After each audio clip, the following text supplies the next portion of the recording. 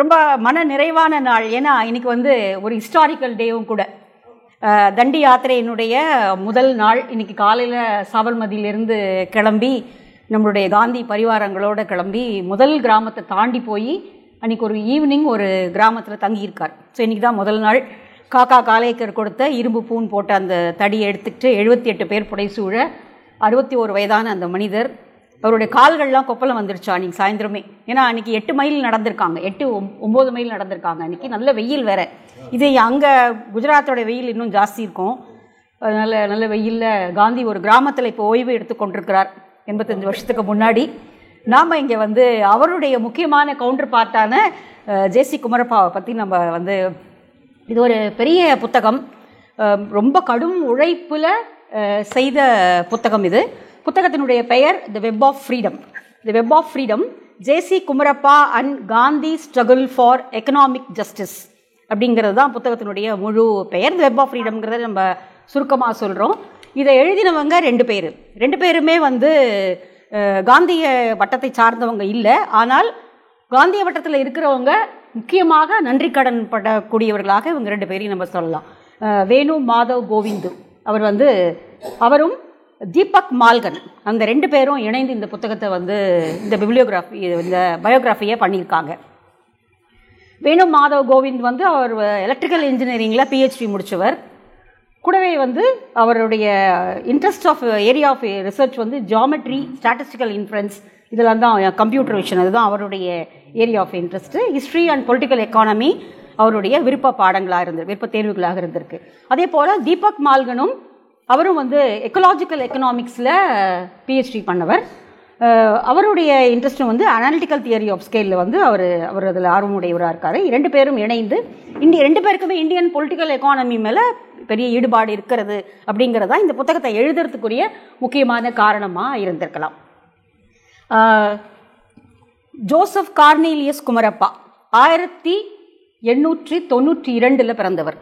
1960 அவர் காலமானார். காந்திக்கும் அவருக்குமான வயது கிட்டத்தட்ட 20 சில்லற வயசு வித்தியாசம். அவருடைய இந்த நீண்ட பயணத்தில் அவருடைய 68 வயது அந்த வாழ்க்கையில் அவருடைய வாழ்க்கையை 3 பகுதியாக நம்ம பிரிச்சுக்கலாம். Before Gandhi, with Gandhi, after Gandhi. இந்த 3ல் குமரப்பாவுடைய வாழ்க்கையை நம்ம வந்து அடக்கிட முடியும். 37வது வயதில் காந்தியை வந்து அடைகிறார் குமரப்பா.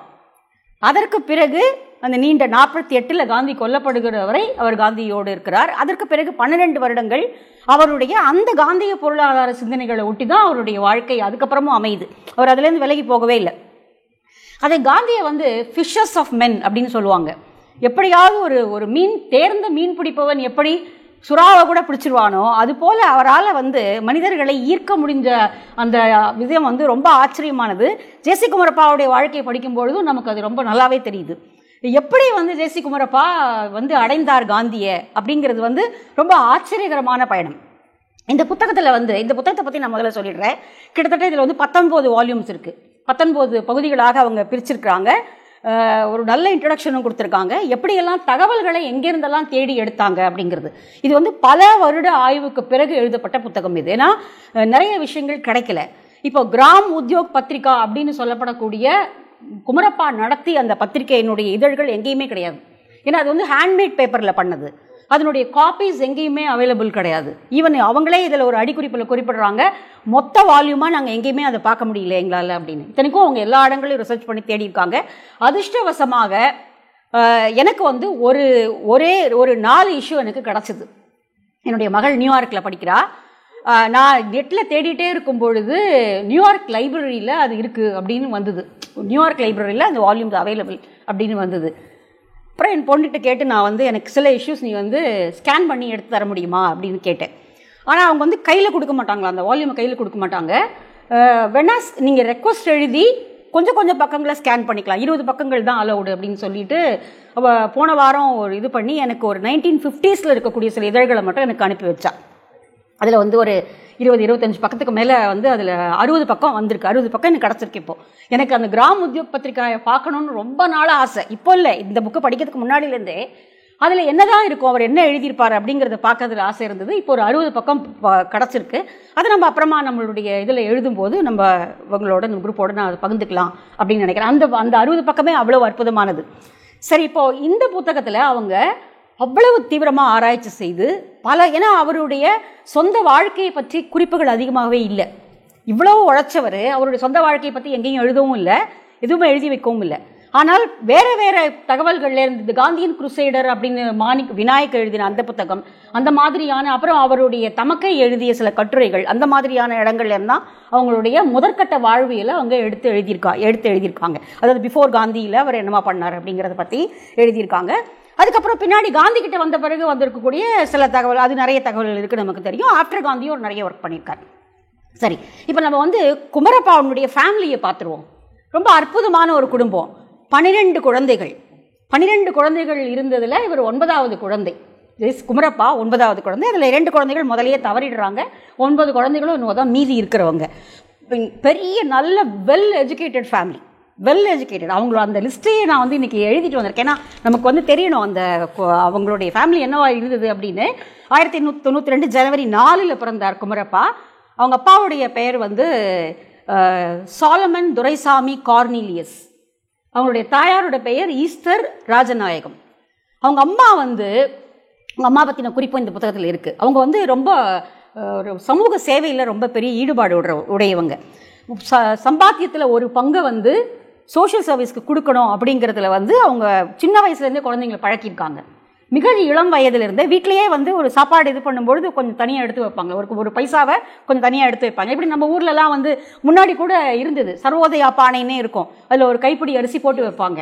அப்புறமா ஒரு மந்த் எண்டில் அந்த சர்வோதய ஊழியர்கள் கலெக்ட் பண்ணிப்பாங்க. அந்த மாதிரிலாம் நிறைய நம்ம பார்த்துருக்கோம். அந்த மாதிரி அவங்க அம்மா செய்வாங்களாம். அது பின்னாடி வரைக்கும் தொடர்ந்துருக்கு குமரப்பா இந்த பழக்கம். அவங்க அம்மா ஆரம்பிச்சு வச்ச இந்த பழக்கம் பின்னாடி வரைக்கும் தொடர்ந்துருக்கு. பின்னாடியும் தன்னுடைய சம்பாத்தியத்தினுடைய ஒரு பகுதியை அவர் அம்மாவுடைய சேவைக்காக தொடர்ந்து அனுப்பிட்டு இருந்திருக்காரு. அப்போ முதல்ல அவங்க பாளையங்கோட்டையில் இருந்திருக்காங்க. அவங்க அப்பா மெட்ராஸ் பப்ளிக் ஒர்க்ஸ் டிபார்ட்மெண்ட்டில் வேலை பார்த்துருக்காரு. அவங்க நல்ல நல்ல ஒரு பணக்கார குடும்பம், நல்ல சோஷியல், அதாவது சமூகத்தில் நல்ல அந்தஸ்துடைய குடும்பமாகவும் அவங்க இருந்திருக்காங்க. அவங்களுடைய கூட பிறந்த அண்ணன் தம்பிகளுடைய படிப்பெல்லாம் சொல்கிறேன் பாருங்கள், ரொம்ப ஆச்சரியமாக இருக்கும். அவங்களுடைய அக்கா எலிசபெத் அப்பாசாமி. அவங்க மெட்ராஸ் சிட்டி கார்பரேஷனுடைய மெம்பராக இருந்திருக்காங்க. சென்னையில் அப்போவே ஒரு பள்ளியை துவக்கியிருக்காங்க. முக்கியமான ஒரு மாடல் ஸ்கூலில் அவங்க துவக்கி நடத்தியிருக்காங்க. அடுத்தது கமலா கெச்சூடு, இன்னொரு அக்கா. அவங்க கெமிஸ்ட்ரி ப்ரொஃபஸராக எம்சிசி காலேஜில் வேலை பார்த்துருக்காங்க. ஏதாவது நிறைய இருக்குது, நான் ஒரு பாயிண்ட் மட்டும் சொல்கிறேன். அடுத்தது கிரேஸ் பாப்பம்மாள்.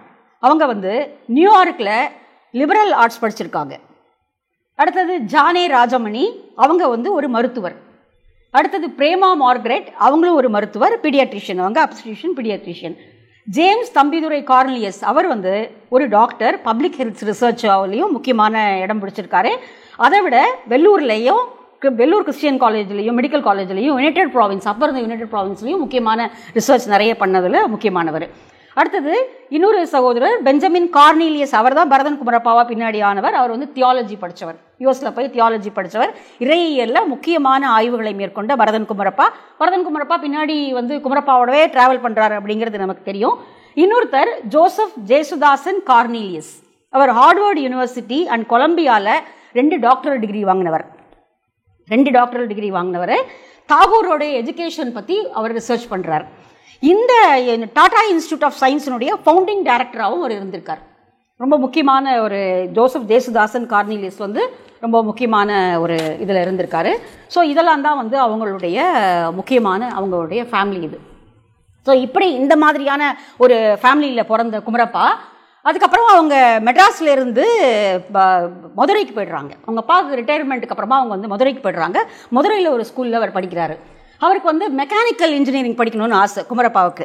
ஆனால் பல நேரங்களில் விதி விளையாடும். ஆனால் அந்த விதி நல்ல விதமாக தான் விளையாடுச்சு அப்படிங்கிறத பின்னாடி வரக்கூடிய லைஃப் தான் நமக்கு உணர்த்தும். அவருக்கு மெக்கானிக்கல் இன்ஜினியரிங் படிக்கணும்னு ஆசை. ஆனால் அதை படிப்பதற்கு தேவையான அந்த மேக்ஸில் அவருக்கு மார்க் இல்லை. அதனால் அவர் வேற ஒரு இது எடுத்துக்கிறாரு, ஹானர்ஸ் இன் ஹிஸ்ட்ரி எடுத்து படிக்கிறாரு. அப்போ அந்த ஸ்கவுட் மாஸ்டராக இருக்கிறவர் என்ன பண்ணுறாருன்னா அக்கௌண்டன்சியில் அவர் நல்லா ட்ரெயின் பண்ணி விட்டு லண்டனில் போய் அக்கௌண்டன்சிக்கான அப்ரெண்டிஸ்ஷிப் போய் படி அப்படின்னு சொல்லிட்டு அங்கே அனுப்பி வைக்கிறார். ஸோ முதல்ல போய் அவர் லண்டனில் போய் முதல்ல படிக்கிறாரு. லண்டனில் தான் ஒரு 3-4 வருஷம் படிக்கிறாரு. 1917 முடிச்சுட்டு திரும்பி வரும்பொழுது அப்போ இந்த வேர்ல்டு வார் சமயத்தினால அவரால் வர முடியாமல் போகுது. 1919 திரும்ப வரார், இந்தியாவுக்கு வரார். இந்தியாவுக்கு வந்த பிறகு திரும்ப அவர் அமெரிக்காவில் போய் அவருடைய கல்வியை திரும்ப தொடர்றார். அப்புறம் அவருடைய பேச்சுலர் டிகிரியை அவர் அமெரிக்காவில் போய் படிக்கிறாரு. ரொம்ப முக்கியமான பெரிய கல்லூரிகளில் நல்ல நியூயார்க்கில் இருந்த ஒரு பல்கலைக்கழகத்தில் படிக்கிறாரு. அங்கே தான் அந்த செலிங்மேனுடைய அறிமுகம் எல்லாம் அவருக்கு கிடைக்குது. செலிங்மேன் ரொம்ப முக்கியமான எக்கனாமிக் ப்ரொஃபஸர். முக்கியமான பொருளாதார முடிவுகளுக்கான அது எப்படி எந்த மாதிரி அதை பார்க்கறது, பொருளாதாரத்தை இப்படி பார்க்கறது அப்படிங்கிறதுக்கான முக்கிய முடிவுகளை எடுத்து சொன்னவர். அவருடைய இன்னொரு முக்கியமான புகழ்பெற்ற இந்திய மாணவர் B.R. அம்பேத்கர். ஸோ அவர்கிட்ட படித்து அப்போ அந்த படிப்பினுடைய வரிசையில் அவர் ஒரு சீரீஸ் பண்ண வேண்டியிருக்கு, ஒரு சர்வே ஒன்று பண்ண வேண்டியிருக்கு. அது ஃபினான்ஸ் இன் பாம்பே முனிசிபாலிட்டி அப்படிங்கிறது தான் தலைப்பு.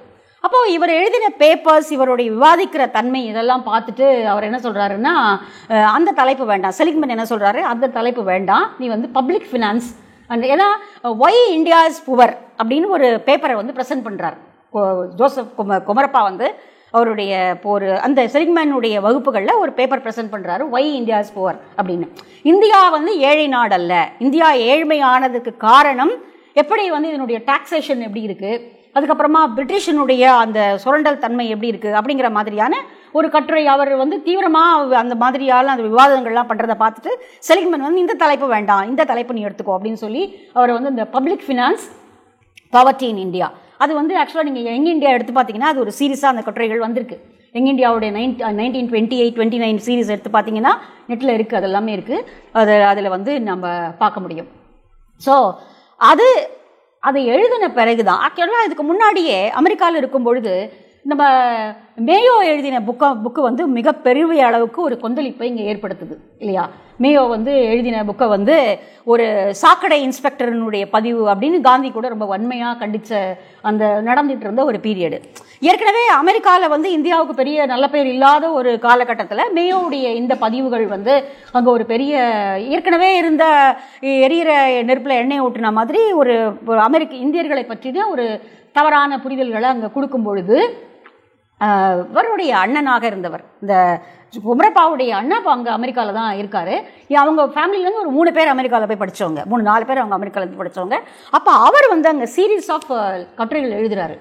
இல்லை இவங்க சொல்கிற மாதிரி மேயோ சொல்கிற மாதிரி இல்லை, வேறு அது இந்தியாவினுடைய முகம் வேறு மாதிரியான முகம்னு ஒரு சீரியஸாக கட்டுரைகள் எழுதுகிறாரு. அது அங்கே முக்கியமான சில பத்திரிகைகளில் வெளியில் வருது. இவங்க என்ன பயோகிராஃபி எழுதினவங்க என்ன எழுதுகிறாங்கன்னா, அவங்களுடைய அண்ணன் போட்ட விதை தான் அது முதல்ல காந்தி அண்ட் ஸ்பின்னிங் வீல் அப்படின்லாம் அவங்க அண்ணன் கட்டுரை எழுதியிருக்காரு. அங்கே இருந்த மேகசின்ஸில் எழுதியிருக்காரு. அது குமரப்பாவுக்கு ஒரு முக்கியமான ஒரு பாயிண்டாக. ஆனால் அவர் காந்தி நோக்கி வரல அப்போது. ஆனால் அது ஒரு முக்கியமான அவர் தெரிஞ்சுக்கிறதுக்கான ஒரு இதுவாக இருந்தது அப்படின்னு. அப்புறம் அமெரிக்காவில் நமக்கு தெரியும் ஹோம்ஸ், அந்த பாதிரியார் அமெரிக்கர்களுக்கு அதிகமாக காந்தியை அறிமுகப்படுத்தினதில் ரொம்ப முக்கியமானவர். அவரோடையும் நட்பு கிடைக்கிது ஜேசி குமரப்பாவுக்கு. அப்போ அவர் அங்கே சர்ச்சஸில் போய் நிறைய டாக்ஸ் கொடுக்குறாரு, இந்தியாவை பற்றின டாக்ஸ் கொடுக்குறாரு. இந்தியன் விமனுடைய பொசிஷன் என்ன, இந்தியனுடைய ஆர்ட் அண்ட் ஆர்டிகல்ச்சர் என்ன இருக்குது, அது மாதிரி நிறைய series of lantern series of talks அப்படின்னு சொல்லுவாங்க. அப்புறம் அந்த சர்ச்சில் கூடுகைகள் நடக்கும் பொழுது அங்கே மாதிரியான டாக்ஸ் கொடுக்குறது. ஆனால் இவங்க கீழே ஃபுட்நோட்ஸ் இந்த புக்கில் ஃபுட்நோட்ஸ் ரொம்ப இன்ட்ரெஸ்டிங்கான ஃபுட்நோட்ஸ், நிறைய தகவல்கள் இருக்கிறதுனால அந்த ஃபுட்நோட்ஸ்லையும் அவங்க அழகழகான முக்கியமான குறிப்புகளை கொடுக்குறாங்க. அந்த நேரத்தில் குமரப்பாவுக்கு இந்தியாவை பற்றின ஒரு பெரிய புரிதல்லாம் கிடையாது. ஏன்னா அவர் பல நேரம் அவர் அங்கேயே இருந்துட்டார் இல்லையா, இங்கிலாண்டில் போய் படித்தார், அதுக்கப்புறம் அமெரிக்கா போயிட்டார். அதனால் அவருக்கு பெரிய இது இல்லை. அது ஒரு முதல்ல ஆரம்ப கட்ட ஒரு புரிதலில் நடத்தப்பட்ட டாக்ஸ் தான். ஆனால் ஹோம்ஸோட அவருக்கு நல்ல பழக்கம் இருந்தது. இன்னொன்று என்னென்னா, அவர் சர்ச்சில் போய் பேசினாலும் கூட ஒரு சர்ச் அப்படிங்கிற ஒரு அமைப்போட குமரப்பா தன்னை எப்போவுமே ஐடென்டிஃபை பண்ணிக்கிட்டது கிடையாது. எப்போவுமே அவர் ஒரு சர்ச்சோடைய பர்சனாக அவர் இல்லவே இல்லை. ஆனால் அவர் ட்ரூ கிறிஸ்டியனாக இருந்தார். கடைசி வரைக்கும் அவர் தன்னை ஒரு ட்ரூ கிறிஸ்டியனாக தான் முன் வச்சுக்கிட்டார். அது ரொம்ப ஆச்சரியமான விஷயம். ஒரு மதத்தின் சார்பில் ரொம்ப தீவிரமான பற்றுடையவர்கள் மிகச்சிறந்த மனிதர்களாகவும் திகழ்ந்தார்கள் அப்படிங்கிறதுக்கு காந்தி எப்படி உதாரணமோ அதே போல் குமரப்பாவும் ஒரு உதாரணம். ஒரு ட்ரூ ஹிந்துவாக இருந்த காந்தி தான் ஒரு மகத்தான மனிதராகவும் இருக்க முடிஞ்சது. அதே மாதிரி நிறைய பேர் இருந்தாங்க, காந்தியர்கள் நிறைய பேர். அவங்க மதத்துக்கு ரொம்ப உண்மையானவர்களாக இருந்தாங்க. ஆனால் அதே சமயம் அவங்க ஒரு அற்புதமான மனிதர்களாகவும் இருந்தார்கள். அந்த அந்த கான்ட்ரரி தான் நம்ம இன்னைக்கு பார்க்க முடியுது. நீங்கள் ஒரு மதத்தின் மேலே தீவிரமாக பற்று வச்சிங்கன்னா நீங்கள் வந்து வேறு மாதிரி இருப்பீங்க அப்படிங்கிற ஒரு போக்கு இன்றைக்கி இருக்கிற மாதிரி இல்லாமல் ஒரு ட்ரூ கிறிஸ்டியனாக இருந்த குமரப்பா ஒரு ட்ரூ காந்தியனாகவும் இருந்தார், ட்ரூ ஹியூமன் பீயிங்காகவும் இருந்தார். அவருடைய அந்த விஷன் வந்து இவங்க என்ன சொல்கிறாங்கன்னா, அந்த விஷன் வந்து கிரைஸ்டில் பார்த்த அந்த விஷயத்தை அவர் காந்திகிட்ட பார்த்தார். நிறைய அமெரிக்கர்கள் வந்து காந்தியை ஒரு கிரைஸ்டினுடைய மறு அவதாரமாகவும் பார்த்துருக்காங்க, மறு உருவமாகவும் பார்த்துருக்காங்க. நிறைய பேர் அதை எழுதியிருக்காங்க. நம்ம இங்கேயே நிறைய புத்தகங்கள் அந்த மாதிரி நம்ம படிச்சிருக்கோம். வந்து எப்படி வந்து கிரைஸ்டினுடைய செய்தியை தாங்கி வந்தவராக காந்தியை வந்து அவங்க பார்த்தாங்க அப்படின்னு. அது கூட ஒரு ஒரு ஒரு சாதாரண மக்கள் மேலே இருந்த அந்த உணர்வு, பரி உணர்வு, அந்த மானுட நேயம் சார்ந்த அந்த உணர்வு தான் ஜேசி குமரப்பாவை கூட காந்தியை நோக்கி திருப்பி இருக்கும். அதுதான் ரொம்ப முக்கியமானதாக இருந்திருக்கு. அது கடைசி வரைக்கும் ஜேசி குமரப்பா அந்த நெருப்பை அணைய விடாமல் வச்சுருந்தார். ரொம்ப ரொம்ப ஆச்சரியமான ஒரு விஷயம். இன்றைக்கி வந்து நம்ம இந்த மகத்தான வாழ்வுகளெல்லாம் படிக்கும்பொழுது நமக்கு சில கேள்விகள் தோணும். இவங்களுடைய கனவுகள்லாம் நனவாச்சா? உண்மையாகவே இதெல்லாம் நடந்ததா? காந்தியினுடைய கனவுகள்லாம் நனவாச்சா? இல்லை காந்தியோட நம்பி வந்து அவங்களுடைய வாழ்க்கையெல்லாம் பறி கொடுத்த பாருங்க, இவ்வளோ பெரிய ஃபேமிலி, இவ்வளோ நல்ல வந்து இப்போ வேலை, நல்ல வேலை. அப்போவே அவர் 4 இலக்கத்தில் சம்பளம் வாங்கியிருக்கார் குமரப்பா. பாம்பேயில் தேவ்தார் அப்படிங்கிற ஒரு கம்பெனியில் அக்கௌண்டன்சி இதில் வந்து அவருக்கு அப்போவே 4 இலக்கத்தில் சம்பளம் அவருக்கு. அவ்வளோ நல்ல அதெல்லாம் விட்டுட்டு கடைசியில் அவர் வந்து மகன்வாடியிலையும் இங்கே டி கல்லுப்பட்டிலையும் இருக்கும்பொழுது அவர் கையில் காசே கிடையாது. அவர் யார்கிட்டையும் போய் நான் காசு கேட்க மாட்டேன்னு தான் இருக்கார். அவர் கேட்குறாங்க, இப்படி கேட்டால் கொடுப்பாங்கன்னா இல்லை யாரும் கேட்க மாட்டேன் அப்படிங்கிறாரு. அவர் மிக சாதாரண ஒரு மிகச்சிறிய தொகையில் தான் தன்னுடைய வாழ்க்கையை வந்து அவர் கடைசியில் வந்து முடித்தார். அவர் கடைசியில் ஒரு பேங்க் பேலன்ஸ் கூட இருந்திருக்குமாங்கிறது சந்தேகம் தான். கடைசியில் இங்கிலாண்டில் இருந்து ஏதோ ஒரு பணத்தை அவர் வந்து சுரண்டி எடுத்துகிட்டு வர்றார். கடைசியில் அந்த பேங்க்கில் போட்டிருந்த பணம் திடீர்னு ஞாபகம் வருது, அதை எடுத்து தான் அவர் பின்னாடி சில காரியங்களை செய்கிறாரு. அதுதான் குமரப்பாவுடைய நிலைமை. அப்போது இவங்களுடைய கனவுகள்லாம் உண்மையாகவே அது நினைவாச்சா? அது வெற்றி பெற்றதா? இன்றைக்கு மனிதர்கள் வந்து வியந்து போற்றக்கூடிய வெற்றி அது தந்ததா இருந்ததா அப்படின்லாம் யோசிச்சு பார்த்தோம் அப்படின்னா இல்லை, அது ஒரு மகத்தான தோல்வி தான். அப்போ கூட இந்த கொட்டேஷனில் தான் நம்ம பார்க்கணும், அது மகத்தான தோல்வி. ஆனால் அந்த கனவுகளை ஈடேற்றுவதற்கு அவர்கள் மிக நியாயமாகவும் உண்மையாகவும் கடைசி வரைக்கும் உழைச்சாங்க. அந்த கனவுகள் இன்னும் அப்படியே தான் இருக்குது. அது மேபி இருக்கலாம், அது அந்த கனவுகள்லாம் விதைகள் மாதிரி தான். அந்த விதைகள் மண்ணுக்குள்ளேயே உறங்கிட்டு இருக்கிற விதைகள் என்னைக்காவது ஒரு வெளியில் வரலாம். திடீர்னு ஒரு மழை பெஞ்சு கருணை மிக்க யாராவது ஒரு மனிதனுடைய செயல் என்கிற மழை அந்த விதையில் பொழியும் பொழுது அது வந்து வெளியில் வரக்கூடும். அது ரொம்ப ஆச்சரியமானது. ஏன்னா குமரப்பாவுடைய இந்த நீண்ட வாழ்க்கையை படித்து முடிக்கும் பொழுது நமக்கு வந்து வேதனை தான் மிஞ்சும். அவர் வந்து அவ்வளவு உயிரை கொடுத்து வேலை பண்ணியிருக்கார், அவ்வளவு உயிரை கொடுத்து வேலை பண்ணியிருக்கார். ஒவ்வொன்றையும் அவர் வந்து பண்ணியிருக்கார். ஆனால் பிற அரசியல் தளங்களில் போய் பதவிகளை பெற்ற காந்தியர்களுக்கு கிடைச்ச அங்கீகாரமோ மதிப்போ குமரப்பாவுக்கு கிடைக்கல. அதை இவங்க இந்த பதிவில் வந்து அவங்க திரும்ப திரும்ப சொல்கிறாங்க இந்த புத்தகத்தில். வாழும் போதும் அவர் புறக்கணிக்கப்பட்டார், அவர் மறைந்த பிறகும் அவர் புறக்கணிக்கப்பட்டார். அவருக்கு ஒரு மற்ற காந்தியர்களுடைய வரிசையில் அவருக்கு கொடுக்கப்பட வேண்டிய முக்கியமான இடம், முக்கியமான மதிப்பு, அவருடைய உழைப்புக்கான அங்கீகாரம் தரப்படவே இல்லை அப்படிங்கிறது தான் இந்த பயோகிராஃபி சொல்லக்கூடிய ஒரு முக்கியமான செய்தி. அது கூட ஒரு பெரிய பரிவை வந்து நமக்கு குமரப்பா மேலே ஏற்படுத்துது. ஏன்னா அவருடைய சொந்த நலன் கருதி அவர் எந்த வேலையும் செய்யலை. அவர் முழுக்க கிராமப்புறங்களில் வாழ்ந்த எளிய மனிதர்களை பற்றி மட்டும்தான் திரும்ப திரும்ப பேசுகிறார். திரும்ப அவர் அதான் பேசுகிறார். இந்த பப்ளிக் பாவர்ட்டி அண்ட் டெப்டி ஆஃப் அந்த இந்தியாவினுடைய கடன் அதை பற்றி பேசும்போது கூட எப்படி சாதாரண மனிதர்கள் சுரண்டப்பட்டு இருக்கிறார்கள். ஈவன் ரயில்வேஸ் வந்து ஒரு பெரிய பூன் அப்படின்னு சொல்லுவாங்க. இந்தியாவுக்கு ரயில்வேஸ் ஒரு பெரிய பூன் அப்படிங்குவாங்க. ஆனால் எப்படி காந்தி அதை மறுத்தாரோ, அது கொள்ளை நோயை பரப்பியது, பொருள்களை இங்கிருந்து அங்கே எடுத்துகிட்டு போச்சு. ஒரு கிராமத்தில் உற்பத்தியான விஷயங்கள் அந்த கிராமத்துக்கு முதல்ல கிடைக்காம பண்ணதே ரயில்வேஸ் தான் காரணம். இந்த ரயில்வேன்னு ஒன்று இருந்ததுனால தான் இங்கே இருக்கக்கூடிய மொத்த பொருளையும் சுரண்டி கொண்டு போய் அவங்க வேறு இடத்துல வச்சாங்க. அப்புறம் கொள்ளை நோய்களை பரப்பியதில் ரயில்வேக்கு முக்கியமான இது ஒன்று இருக்குது. காந்தி ரயில்வேல தான் ட்ராவல் பண்ணார், அதில் ஒன்றும் மறுக்கல. ஆனால் அவர் அந்த ஒரு விமர்சனத்தையும் அது மேலே வச்சார். அதே தான் வந்து குமரப்பாவும் சொல்கிறாரு. இப்போது இந்த இது எழுதி முடித்த பிறகு இந்த நீண்ட வாழ்க்கை பிஃபோர் காந்தி வந்து இதோட முடிஞ்சு வருது. அந்த பப்ளிக் ஃபினான்ஸ் அந்த இதை எழுதி முடிக்கும் போது பிஃபோர் காந்தி வாழ்க்கை முடிஞ்சிருச்சு குமரப்பாவுக்கு. மிகப்பெரிய ஃபேமிலி, இங்கிலாந்துலேயும் அமெரிக்காவிலையும் படிப்பு, நல்ல பாம்பேயில் வந்து ஒரு அக்கௌண்டன்சி ஃபார்மில் வந்து நல்ல வேலை. அதுக்கு பிறகு உலக புகழ்பெற்ற எக்கனாமிக் ப்ரொஃபஸர்ஸ் கிட்ட எல்லாம் கல்வி, செக்மெண்ட்லாம் கல்வி எல்லாம் படித்து நல்ல வேலையில் இருந்த குமரப்பா அவருடைய விதி வந்து அவரை கொண்டு வந்து இங்கிலாந்துலேருந்து கிளம்பும்போது அவருடைய ஃப்ரெண்ட்ஸ் சொல்கிறாங்க, எங்களெல்லாம் மறந்துடாதீங்க அப்படின்ட்டு. ஆனால் அவர்களெல்லாம் நினைவு வைத்துக் கொள்ளக்கூடிய வாழ்க்கையே அமையல அப்படின்னு அந்த ஒரு சாப்டர் முடியும் போது இந்த பயோகிராஃபி எழுதுறாங்க, வேணுவும் அது இவங்களும் எழுதுறாங்க. குமரப்பா திரும்பி இந்தியாவுக்கு வராரு. வாழ்க்கை அவருக்காக எதை வைத்து காத்து கொண்டிருக்கிறது என்பதை அவருக்கே தெரியாது. ஸோ இங்கே வந்தவர் அப்புறமா வந்து அந்த அந்த பப்ளிக் ஃபினான்ஸ் பற்றி எழுதுனதுக்கு ஃபார்வர்டு வாங்கணும் அப்படிங்கிறதுக்காக காந்தியை சந்திக்க வராரு. ஸோ அது ஒரு பெரிய டேர்னிங் பாயிண்ட். காந்தியை சந்திக்க வெயிட்டிங் ஃபார் மகாத்மா அப்படிங்கிற ஒரு சாப்டர் ரொம்ப அற்புதமான சாப்டர். இது குமரப்பாவே பின்னாடி வந்து இன்சிடென்ட்ஸ் ஆஃப் காந்தி அப்படின்னு ஒரு புத்தகத்தில் அவரே விவரித்து எழுதியிருக்கார். நல்ல கோட் சூட்லாம் போட்டுக்கிட்டு காந்திகிட்ட அப்பாயின்மெண்ட் வாங்கிட்டு போகிறாரு. போன அன்றைக்கி 2 மணிக்கு மத்தியானம் 2 மணிக்கு அப்பாயின்மெண்ட். அன்றைக்கி குமரப்பாவுக்கு 2 மணிக்கு அப்பாயின்மெண்ட்டு. போனால் ஒரு சாதாரண ஒரு ரூமு, ஒரே ஒரு சேர்லாம் ஒன்றுமே இல்லை. சூட் போட்டிருக்காரு இவர். எங்கே கீழே உட்காடுறது காக்கா கலைக்கிற ஒரு சேரை கொண்டு வந்து போடுறாரு. வந்து 2 மணிக்கு தான் அப்பாயின்மெண்ட்டு, நீங்கள் இங்கே வெயிட் பண்ணுங்கள் அப்படிங்கிறாரு. சரி உள்ளார அங்கே உட்காந்துக்கிறதுன்ட்டு அப்படி நடந்து போனால் ஒரு மரத்தடியில் உட்காந்து ஒரு வயதானவர் ராட்டையில் நூல் நூட்டிகிட்டு இருக்காரு.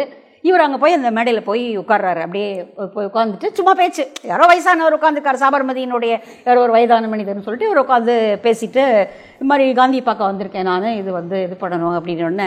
அப்படி எத்தனை மணிக்கு அப்பாயின்மெண்ட்? 2 மணிக்குன்னு. சரி கரெக்டாக அப்போ 2 மணி ஆயிடுச்சு. என்னோட நான் தான் காந்தி அப்படிங்கிறாரு.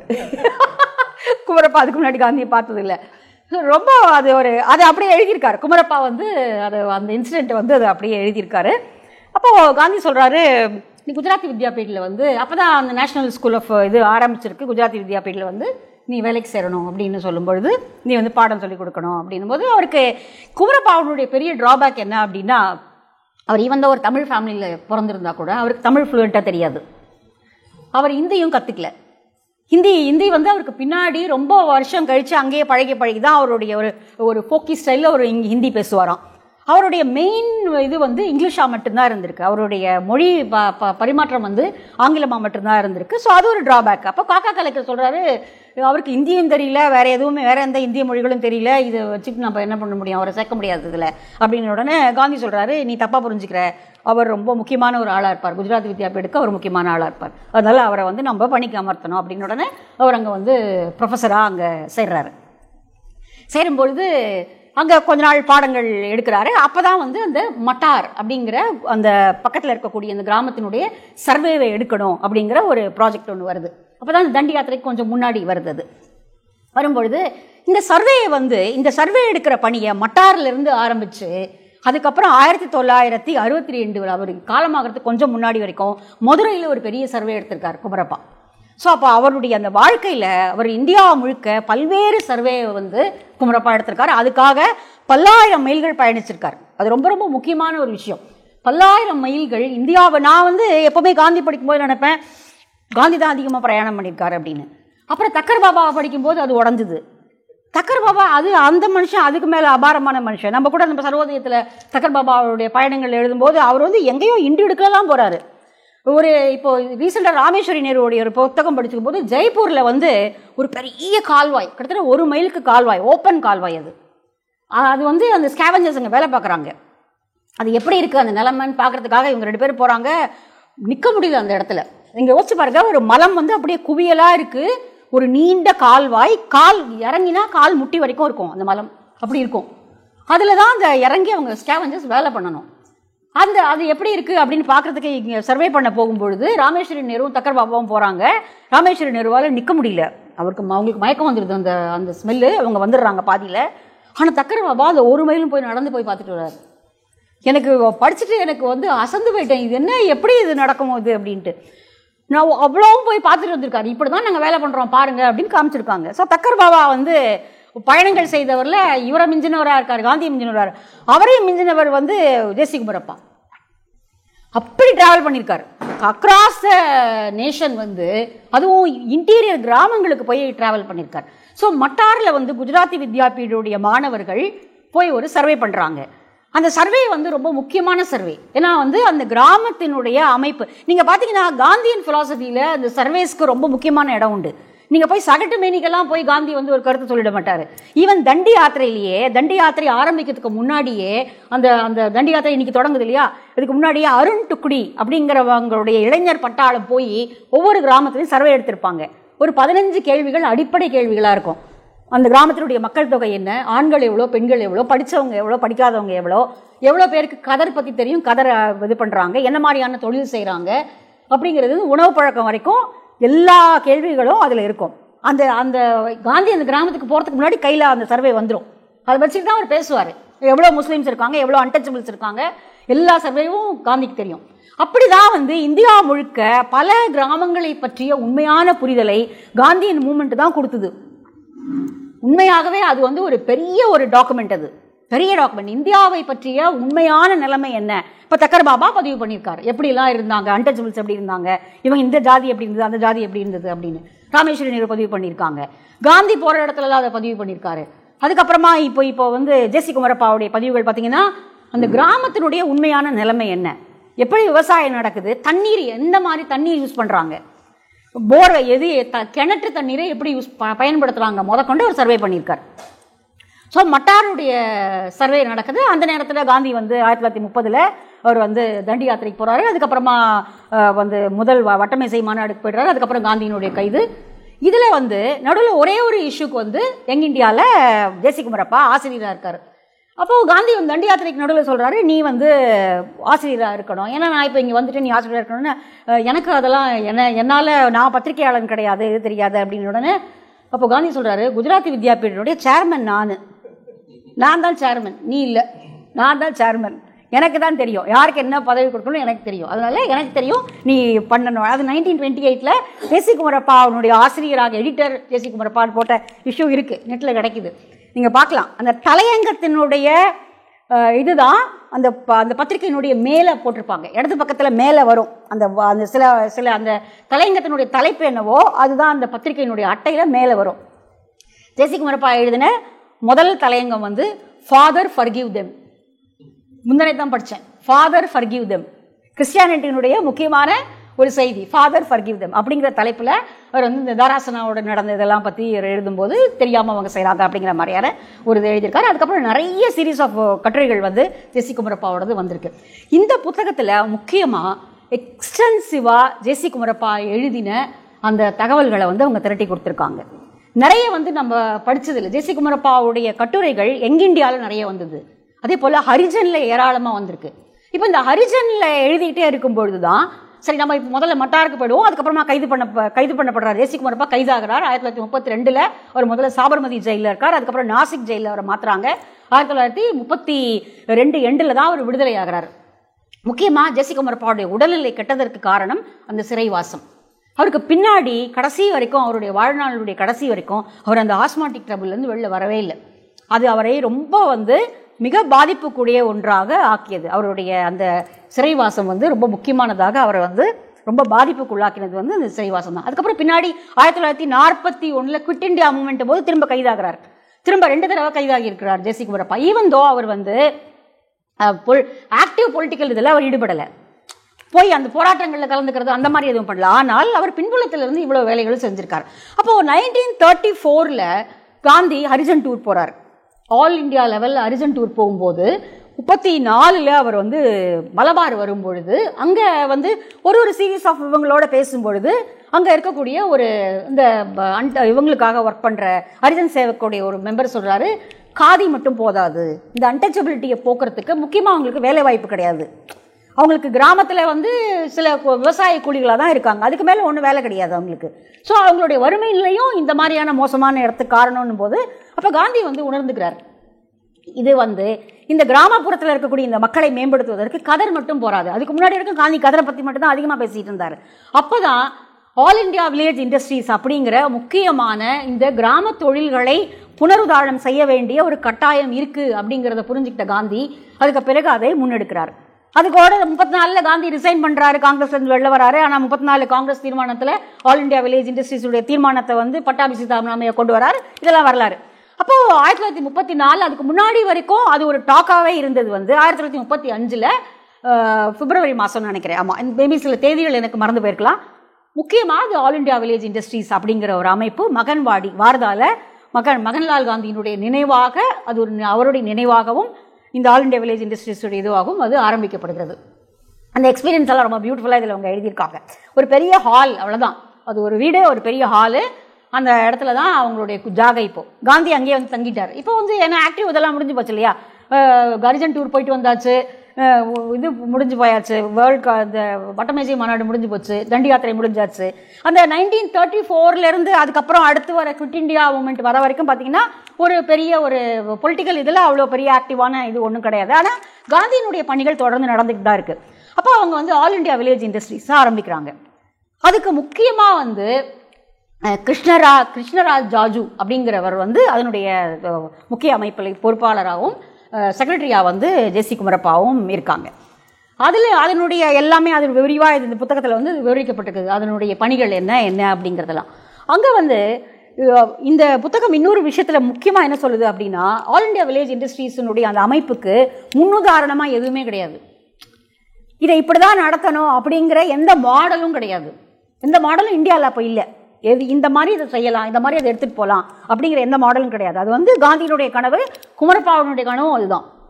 அப்போ அவங்களால முடிஞ்ச அளவுக்கு அதை வந்து அவங்க ட்ரை பண்ணி எடுத்துகிட்டு வராங்க. முக்கியமாக என்னென்னா, கிராமங்களில் இருந்த அந்த வேலைகளை இன்னும் சயின்டிஃபிக்காக பண்ணுறது அப்படிங்கிறது முக்கியமானது. அதனுடைய கிராமங்களில் என்னென்ன வேலைகள் இருந்தது அப்படிங்கிறத முதல்ல ரிஸ்டோர் பண்ணிக்கிறது. இப்போ கனி அப்படிங்கிறது வந்து இது ரொம்ப இன்ட்ரெஸ்டிங்கான விஷயம். என்ன அப்படின்னா, கனி அப்படிங்கிற ஆயில் ப்ரெஸ்ஸிங் இருக்கு இல்லையா. இப்போ இன்றைக்கி வந்து நம்ம அது ஒரு மாடர்ன், இப்போ நம்ம வந்து ஆயில் ப்ரெஸ்ஸிங்கில் கோல்டு ப்ரெஸ்ஸிங் வந்து விலை ஜாஸ்தி. நீங்கள் பார்த்தீங்கன்னா செக்கு எண்ணெய், இப்போ இன்றைக்கி செக்கு எண்ணெய்ங்கிறது ஒரு ஃபேஷனாக திரும்ப வந்திருக்கு. அந்த காலத்தில் செக்கெண்ணெய் தான் இருந்தது. செக்கெண்ணெய் இருக்கும்பொழுது வேலை வாய்ப்பும் அதிகமாக இருந்தது. அதை பற்றின சீரீஸ் ஆஃப் ரிசர்ச் எல்லாம் ஹரிஜனில் வந்திருக்கு. ரொம்ப இன்ட்ரெஸ்டிங்காக இருக்கும் படிக்கிறதுக்கு.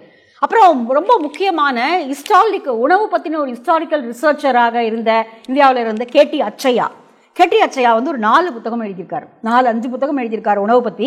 அதில் 2-3 நான் படிச்சிருக்கேன். அதில் முக்கியமான ஒரு புத்தகம் கனி, இந்தியாவினுடைய ஹிஸ்ட்ரி பேக்ரவுண்ட் ஆஃப் கனி அப்படிங்கிறது வந்து இந்தியாவில் இருந்த பல்வேறு மாடல்களை ரிசர்ச் பண்ணி அவர் எழுதியிருக்கார். அது வந்து பார்த்திங்கன்னா அந்த கனியில் வந்து எவ்வளவு முக்கியமான விஷயங்கள். நம்ம வந்து ஏதோ சாதாரணமாக ஒரு செக்கில் எண்ணெய் எடுக்கிறாங்கன்னு, அப்போது அந்த செக்கில் அந்த காலத்தில் பிரிட்டிஷ் இருந்தபோது அந்த ஆயில் ப்ரெஸ்ஸிங்கில் இருந்த ஆயில் கேக் இருக்கு இல்லையா, புண்ணாக்கு, அதை எக்ஸ்போர்ட் பண்ணிடுவாங்களாம். அப்போ இங்கே வந்து தீவனமும் கம்மியாயிடும், உங்களுக்கு உரமாக போகிறதும் கிடையாது. அப்போது எந்த அளவுக்கு சுரண்டப்பட்டிருக்காங்க அப்படிங்கிறத வந்து நம்ம இந்த மாதிரி சர்வீஸில் தான் பார்க்க முடியும். அப்போது இந்த கனியை வந்து எப்படி இன்னும் வந்து இது பண்ணலாம், ரீமாடலிங் பண்ணலாம். அதுக்கு ஒரு மக்கன் கனினே ஒன்று கண்டுபிடிச்சிருக்காங்க அதுக்கப்புறமா. ஏன்னா மாடு சுற்றும் பொழுது அதனுடைய அது ரொம்ப அந்த கதைகளை நம்ம அடிக்கடி கேட்டிருப்போம். மாடு சுற்றும் பொழுது அதனுடைய நுகத்தடி வந்து அதனுடைய கழுத்தை காயப்படுத்தும். அப்போ லைட்டாக என்ன போடுறது அப்படிங்கிறதுக்கெல்லாம் வந்து மக்கன் கனி அப்படின்னே ஒன்று பின்னாடி இன்வெர்ட் பண்ணார் குமரப்பா. ரொம்ப சாதாரண விஷயம் தானே அப்படின்னு நம்ம நினைப்போம். ஆனால் காந்தியிசம் வந்து சாதாரண விஷயங்களை ஒரு அசாதாரணமான ஒரு கவனத்தை குவிச்சு செய்கிறது அப்படிங்கிறது தான் ரொம்ப முக்கியமானது. அப்போது இந்த ஆல் இண்டியா வில்லேஜ் இண்டஸ்ட்ரீஸ் மகன்வாடியில் ஆரம்பிக்கப்பட்டது. குமரப்பா வந்து அந்த பெரிய ரூமில் ஒரு ஓரமாக ஒரு இடத்துல தான் அவர் இருந்தாராம். ரொம்ப ஓரமாக அந்த ஓரத்தில் அவருக்கு ஒரு சின்ன ஒரு எழுதுவதற்கான ஒரு இது 2-3 துணியோ ஒரு ஒரு ஆடைன்னு ஒரு மாற்று ஆடை, அவ்வளோதான், அதுக்கு மேலே கிடையாது. அது கடைசியில் ஒரு வரி வருது இதில், ever giving never seeking person Kumarappa அப்படின்னு. எவர் கிவிங், எதுவாக இருந்தாலும் அவருக்கு வந்து தேவைகளே கிடையாது. அவருக்கு வந்து திரும்ப படிக்கணும், எழுதணும், இந்த மாதிரி ரிசர்ச் பண்ணணும், இது மக்களுக்காக பேசணும், இதுதானே வழிய அவருக்கு வந்து வேறு எந்த தேவைகளும் கிடையாது. ஸோ அந்த சின்ன ரூமில் தான் அவர் இருக்கார். அதுக்கப்புறம் பின்னாடி தான் வந்து அந்த ரூம் வந்து வர்ணித்து அவங்க எழுதியிருக்காங்க. அது வந்து ஜவஹர்லால் பஜாஜருடைய இதில் வந்து கொடுத்தது தான், பெரிய இது. அதில் வந்து பெங்காலுடைய புகழ்பெற்ற ஜாம்னி ராயோடைய புகைப்படங்கள் இதில் பெயிண்டிங் இதெல்லாம் இருந்து தான். அப்போது குமரப்பாவே அதை சொல்லுவாராம், ஒரு ஆல் இண்டியா வில்லேஜ் இண்டஸ்ட்ரீஸ்க்கு இந்த மாதிரி ஒரு இடம் தேவையா, இந்த மாதிரி ஒரு இடத்துல வந்து நம்ம ஜாம்னி ராயோடைய பெயிண்டிங்லாம் இருக்கக்கூடிய ஒரு இடத்துலையா இருக்க முடியும் அப்படின்னு சொல்லி அவங்க வந்து அப்புறம் வேறு இடத்துக்கு ஹட்ஸுக்கு மாறுறாங்க. ஒரு சின்ன ஒரு இது நம்ம அந்த ஃபோட்டோஸில் பார்க்கலாம்.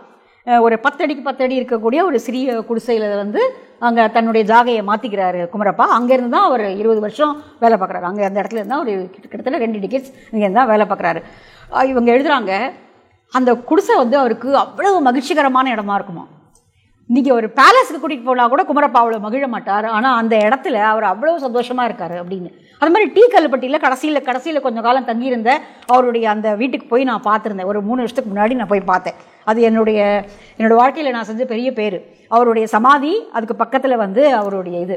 நீங்கள் உள்ளே போனீங்கன்னா அது ரொம்ப அழகாக இருக்கும் அந்த வீடு. நிச்சயமாக பார்க்க வேண்டிய, நம்ம வந்து எங்கெங்கெல்லாமோ போகிறோம், இதெல்லாம் ஒரு காந்தியன் பில்கிரிமேஜ். இதெல்லாம் இந்த கீழே ஒரு ஜன்னல் இருக்கும், அப்புறம் மேலே ஒரு ஜன்னல் இருக்கும். காற்று இப்படி வந்து அப்படி போகும் அப்படிங்கிற அந்த சயின்டிஃபிக் இதோட அங்கே இருக்கிறவங்க சொன்னாங்க. அதை காற்று வந்து கீழே இப்படி வரும்பொழுது ஹெவியாக வரும், அப்புறமா நம்மளுடைய மூச்சு காற்று இது பட்டு திருப்பி அது மேலே போகும். அந்த ரூமுடைய டெம்பரேச்சரே பார்த்தீங்கன்னா நீங்கள் ஃபேனியன் இல்லாமல் அந்த ரூம் கூலாக இருக்கும். அப்புறம் நீங்கள் அந்த உள்ளே நுழையும் போது, இந்த டீக்கல்பட்டிக்குள்ளே நுழையும் போது வெளியில் வந்து ஒரு ஃபோட்டோ இருக்கும். அது யாருடைய ஃபோட்டோ இல்லை, ஒரு சாதாரண விவசாயினுடைய ஒரு ஃபோட்டோ. ஒரு முகத்தில் அப்படியே சுருக்கங்கள் விழுந்த ஒரு தலையில் ஒரு தலைப்பாக கட்டின ஒரு அதோட அந்த பிக்சரோட தான் இந்த புக்கு முடியுது. அது வந்து ரொம்ப பொய்டிக்கலாக முடியுது இந்த புக்கே. அந்த அந்த ஒரு ஏழை விவசாயி வந்து எங்கேயோ பார்த்துட்டு இருக்க மாதிரியான ஒரு புகைப்படம் அங்கே இருக்குது. இந்த புக்கு எனக்கு கடைசி வரையா என்ன சொல்லுது அப்படின்னா, he is the master for Kumarappa, who is the master of his master. காந்தியினுடைய மாஸ்டரும் இந்த விவசாயி தான். இவருடைய மாஸ்டரான காந்திக்கு மாஸ்டர் இந்த விவசாயி. இந்த விவசாயிகளுக்காக தான் அவர் திரும்ப திரும்ப வேலை பார்த்தார். ஸோ அந்த ஒரு சின்ன இதுக்கு அவர் தன்னுடைய இதை மாற்றிக்கிறாரு. அங்கே வந்து முக்கியமாக இந்த ஆல் இண்டியா வில்லேஜ் இண்டஸ்ட்ரீஸில் வந்து ஏற்கனவே நம்ம பார்த்த மாதிரி அதுக்கு ஒரு பெரிய மாடல் எதுவுமே கிடையாது. அப்போ வந்து பீ கீப்பிங், ஒரு தேனீ வளர்ப்பு, பேப்பர் வந்து ஹேண்ட்மேட் பேப்பர் தயாரிக்கிறது, வெல்லம் தயாரிக்கிறது, முக்கியமாக பாம்கர் தயாரிக்கிறதுக்கான முக்கியமான நிறைய ரிசர்ச் அவங்க அதில் பண்ணியிருக்காங்க. அதுக்கப்புறமா இந்தியாவிலேயே கிடைக்கக்கூடிய விவசாய பொருட்களுடைய நியூட்ரிஷனல் வேல்யூ என்ன அப்படிங்கிறது வந்து தெரியவே இல்லை. அதுக்காக நிறைய பேம்ப்ளெட்ஸ் போட்டிருக்காங்க. நீங்கள் அரிஜனில் எடுத்து பார்த்தீங்கன்னா வந்து மாங்கொட்டையினுடைய பருப்பு இருக்கு இல்லையா, அது வந்து அண்டின்னு சொல்லுவாங்க. மாம்பழத்தினுடைய உள்ளே இருக்கக்கூடிய பருப்பு வந்து தூக்கி போடக்கூடாது, அது வந்து அவ்வளோ சத்துடையது. அதுக்கு ஒரு பெரிய ஆர்டிக்கலே எழுதியிருக்கார் காந்தி. இதெல்லாம் எங்கெங்கெல்லாமோ ரிசர்ச் பண்ணி, அப்புறம் ஹியூமன் மில்கோடைய தாய்ப்பாலினுடைய இது என்ன, அப்புறமா வந்து இது மாதிரி எல்லாம் நம்ம அதாவது சாதாரணமாக கிடைக்கக்கூடிய உணவுப் பொருட்களில் இருக்கக்கூடிய சத்துக்கள் என்னென்ன, அதை எப்படி பயன்படுத்தணும். ஏன்னா நீங்கள் யோசிச்சு பார்த்தீங்கன்னா ஏன் இதெல்லாம் எழுதணும் அப்படின்னா, அந்த காலத்தில் இரண்டாம் உலகப் போருக்கு பின்னாடி மிகப்பெரிய மேன்மேட் பஞ்சம் இந்தியாவில் வந்தது. மிகப்பெரிய பஞ்சத்துக்கு இந்தியா ஆளாச்சு, ரொம்ப பெரிய பஞ்சம். அதில் வந்து அவங்க கவர்மெண்ட் கொடுக்குற கணக்கு வந்து ரொம்ப கம்மி அப்படிங்கிறாங்க. ரிசர்ச்சர்ஸ் என்ன சொல்கிறாங்கன்னா, கவர்மெண்ட் கொடுத்த கணக்கு ரொம்ப கம்மி, 5 லட்சம் 10 லட்சம் இவங்க சொன்ன அளவெல்லாம் ரொம்ப கம்மி. அதை விட மிக மோசமாக மனிதர்கள் இருந்தார்கள். நீங்கள் வந்து இப்போ ஒரு ரீசெண்டாக ஒரு புக்கு படித்தேன், விபூதிபூஷன் பந்தோபாத்தியாயோட நெருங்கி வரும் இடியோசை அப்படின்னு ஒரு புக்கு. சின்ன புக்கு தான், நீங்கள் படித்து பார்க்கலாம், தமிழில் டிரான்ஸ்லேட் பண்ண புக்கு தான். அது நெருங்கி வரும் இடியோசை அப்படிங்கிறது.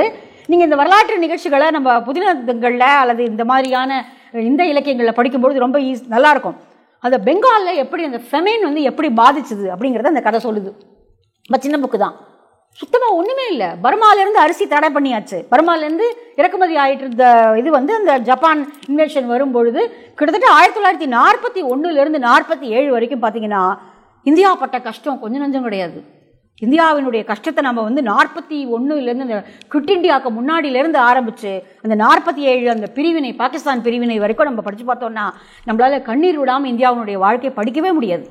அவ்வளவு மிக மோசமாக. யாராவது பிரிட்டிஷ்னால இந்தியாவுக்கு நல்லது நடந்தது அப்படின்னு சொன்னால் உண்மையாகவே காந்தியன் அப்படிங்கிறத மீறி கணத்தில் பலாறு 2 கொடுக்கணும்னு தான் தோணும்.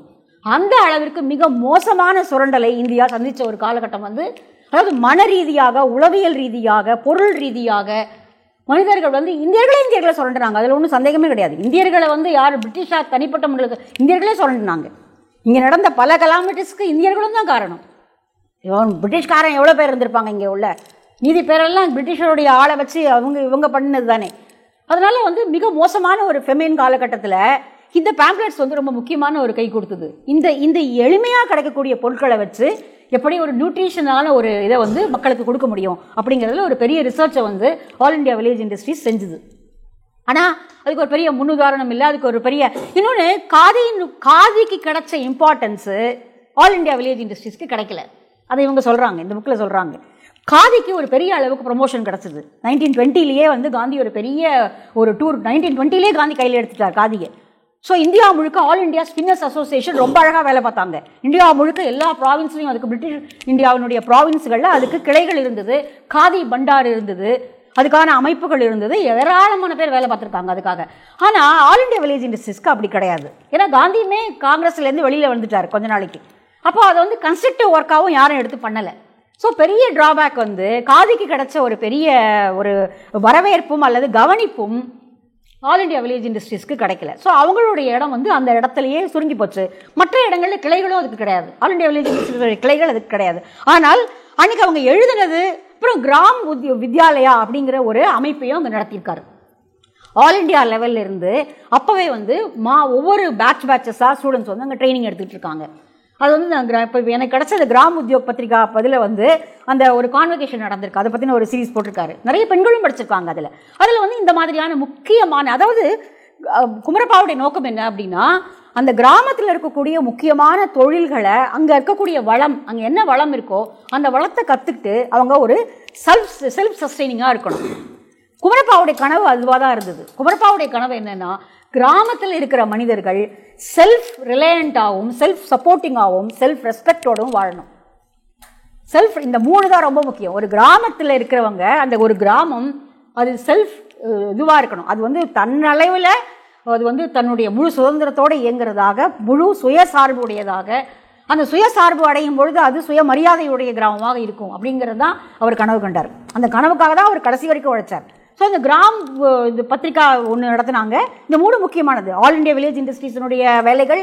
அப்புறம் வந்து ஹரிஜனில் தான் அவர் தொடர்ந்து எழுதிட்டு இருக்கும் பொழுது நிறைய பேர் என்ன விமர்சனம் பண்ண ஆரம்பிச்சிட்டாங்கன்னா, ஹரிஜன் பத்திரிகையில் வந்து டிவியேட் ஆகி இதோ கிராம் உத்தியோகனுடைய இதெல்லாம் நீங்கள் எழுதுறீங்க அப்படின்னும் பொழுது, இல்லை இதுக்கு வந்து ஒரு முக்கியமாக தனியான ஒரு பத்திரிகை வேணும் அப்படின்னு 1937 கிராம் உத்யோக் பத்திரிகா அப்படிங்கிறத ஹேண்ட் பேப்பரில் ஆரம்பிக்கிறாங்க. கிட்டத்தட்ட ஒரு 8 பக்கம் வரக்கூடியது. ஒவ்வொரு மாதம் 8 பக்கம் வந்திருக்கக்கூடிய முக்கியமான தகவல்களை தாங்கி வந்த புத்தகம் அது, மேகசின்.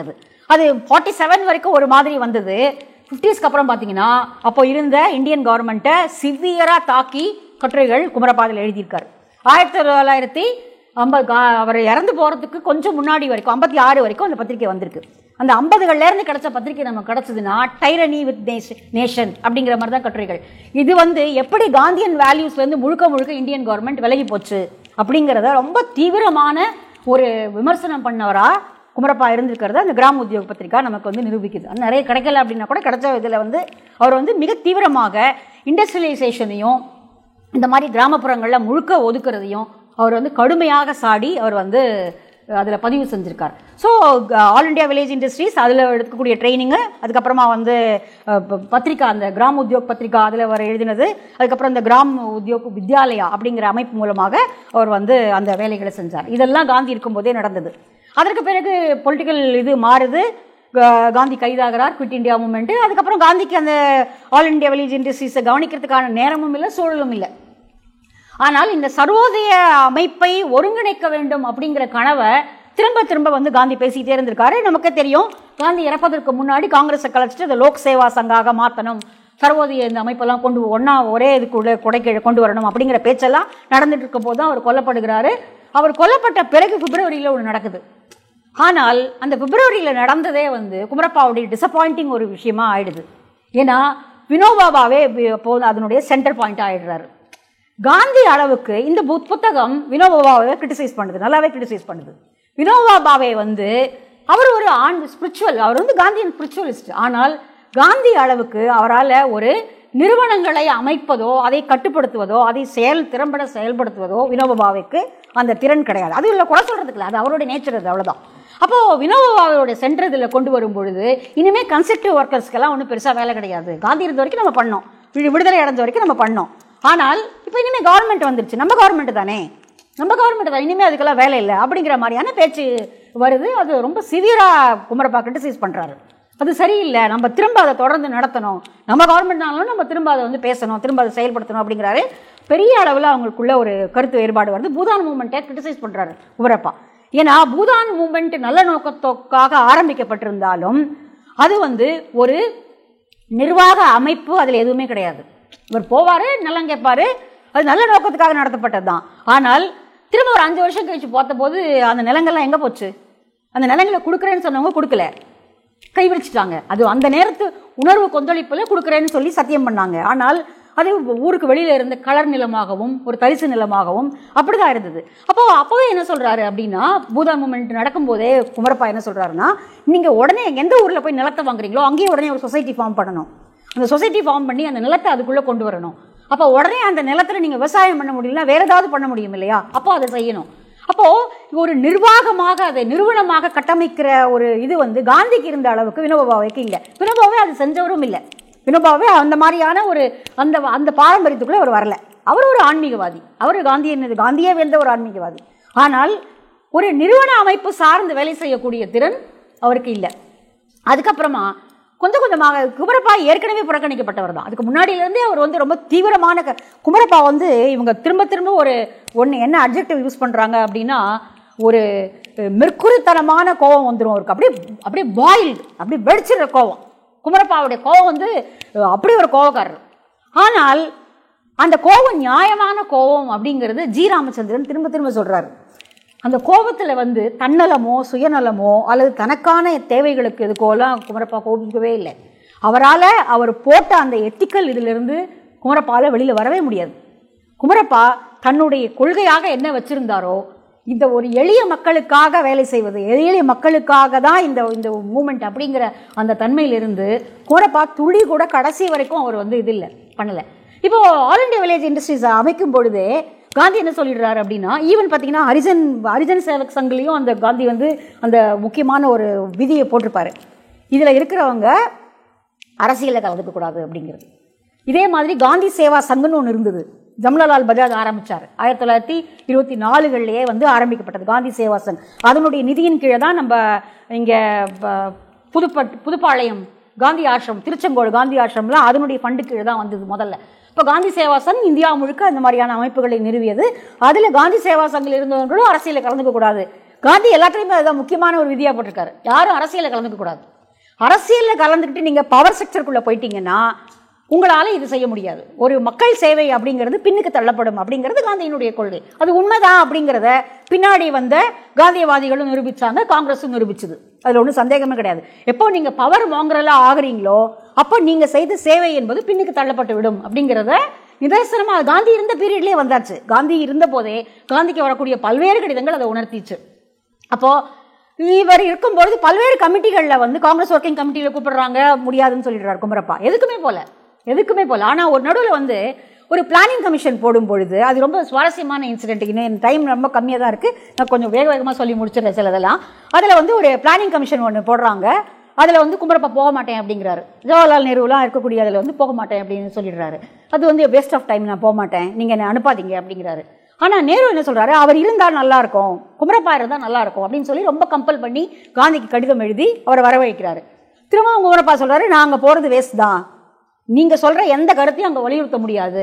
ஏன்னா அவங்க ஏற்கனவே இண்டஸ்ட்ரியலைசேஷனுக்குள்ளே போயிட்டாங்க, மிகப்பெரிய இண்டஸ்ட்ரியலைசேஷனை கொண்டு வரணும் அப்படிங்கிற நோக்கத்துக்கோடு தான் அந்த கமிஷனே அமைக்கப்பட்டிருக்கு. இது வந்து 46 அப்போ போன உடனே கொஞ்சம் அந்த 2-3 ரவுண்டு வந்த போதே இவருக்கு தெரிஞ்சு போச்சு இது சரியாக வராதுன்னு சொல்லி வேலை வந்துடுறாரு. நான் போக மாட்டேன் இனிமேல், அவ்வளோதான், எனக்கு ஒத்து வராது, என்னோட கருத்துக்களை சொல்ல முடியாதுன்னு சொல்லி ஒத்து வராதுன்னு வந்துடுறாரு. அப்போது நேரு ரொம்ப கோவமாக ஒர்த்லெஸ் மேன் அப்படின்னு ஒரு கடிதம் எழுதுறாரு காந்திக்கு. வந்தார் ரொம்ப it's a failure, it's a worthless man அப்படின்னு ஒரு கடிதம் எழுதுறாரு. ஆனால் காந்தி வந்து நீ அவரை தப்பாக புரிஞ்சிட்ருக்க, நீ சொல்கிற மாதிரி அவர் கிடையாது அப்படின்னு சொல்லி, இங்கே யாரோட மைக்கோ ஆனில் இருக்குது, கொஞ்சம் ஆஃப் பண்ணிக்கோங்க.